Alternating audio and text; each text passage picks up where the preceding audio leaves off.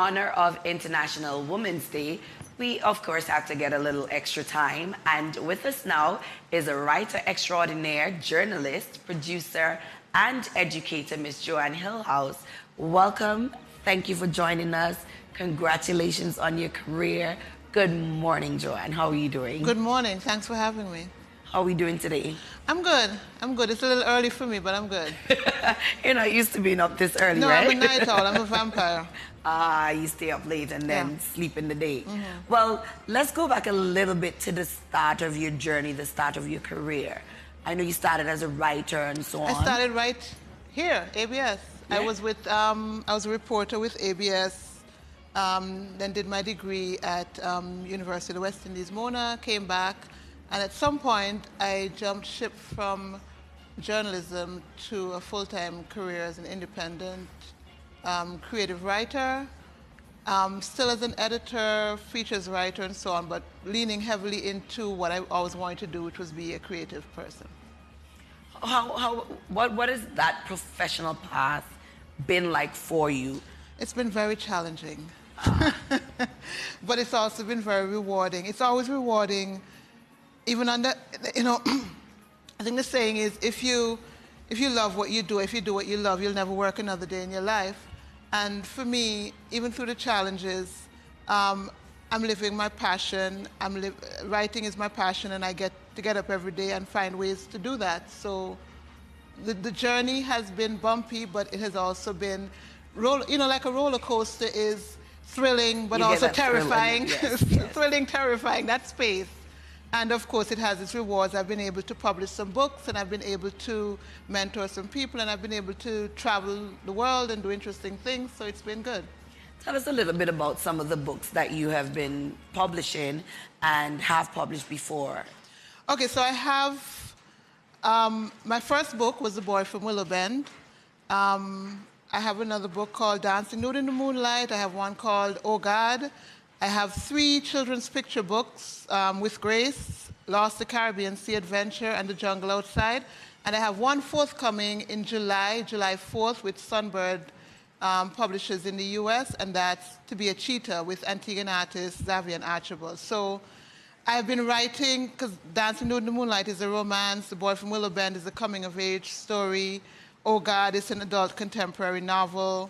And then these, with Grace, a Caribbean fairy tale, Lost the Caribbean, Sea Adventure, an aquatic adventure, The Jungle Outside, sort of a warm, cozy garden adventure, and now To Be a Cheetah, which is, it actually started as a conversation between me and my nephew and his mother, that became this sort of bedtime story. And I'm working on other things right now, but those are the books that I've published and the one that I have forthcoming. Is it safe to say that your inspiration comes from island living, being in Antigua, being Antiguan? Life, period. What I go through, what I observe, what I dream, what I imagine, all very grounded in Antigua, and I always refer to myself as a girl from Artes Antigua, so Artes is always there whether I know it or not. So yeah, it's very much rooted in the stories of our lives. As an author yourself, who are some of your favorite authors? I would say one of my first inspirations was, well, my earliest inspirations was Calypso. People like Shirley Tobit. I grew up on the music of Short Shirt, La Tumba. These songs taught me about telling our stories in a real authentic way. And then, of course, when I discovered the writing of Jamaica Kincaid, who is a world-renowned Antiguan writer, who was somebody who was in real conversation in the last few years for the Nobel Prize for Literature. When I discovered Annie John, it was the first time I was reading a book that sort of reflected my world, resonated. I mean, all the books that I read, you find things in the books to relate to, but this was a little girl right here in Antigua. I grew up in Artes, she's in Ovals. It's just so, Jamaica Kincaid, people like Alice Walker, people like Zora Neale Hurston, people like Toni Morrison.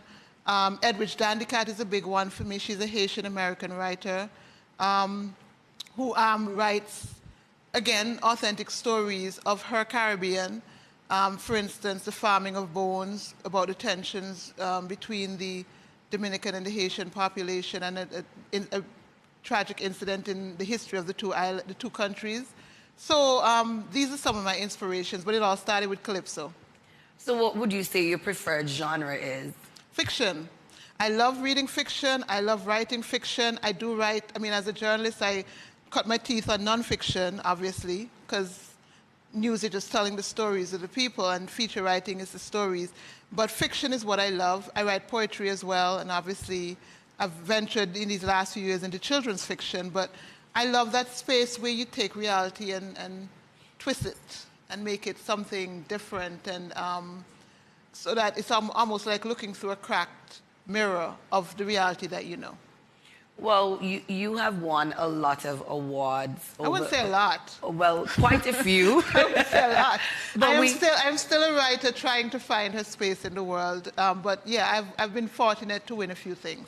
Well, we must take time to congratulate you on your newest award, of course. Thank you. The Anthony and Sabga Award for Contribution to the Arts. What does that specifically mean to you? Oh, there was a period after just before the announcement I was telling a friend, I almost convinced myself that I'd made it up in my mind. It wasn't really happening, because the Anthony and Sabga Award is a laureate program out of Trinidad and Tobago that recognizes Caribbean excellence. And of all the writers in the Caribbean, of all the writers in the OECS, since I'm the OECS, I'm selected not as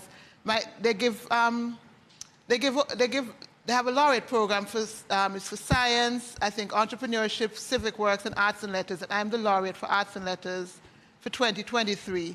And I'm still taking it in. I'm still making sense of it. It's still like, what? It's amazing, and I am very grateful. Well, thank you very much, Joanne Hillhouse, for joining us. We do have, a strapped, for time. Oh, I understand. Yes. I mean, I'm following the June Ambrose. I'm good. well, after June, anybody that comes up after June, of course, you're still basking in that energy and so on. But thank you so much for joining us. It was a pleasure to have you. Thank you. And I'm sure we'll be seeing lots more of you. Well, I hope so. I'll keep writing. Hopefully not so early in the morning again. No, y'all need a nighttime program. We'll work on that for you. All right, guys, stay with us. We still have a little bit more coming up right after this short break.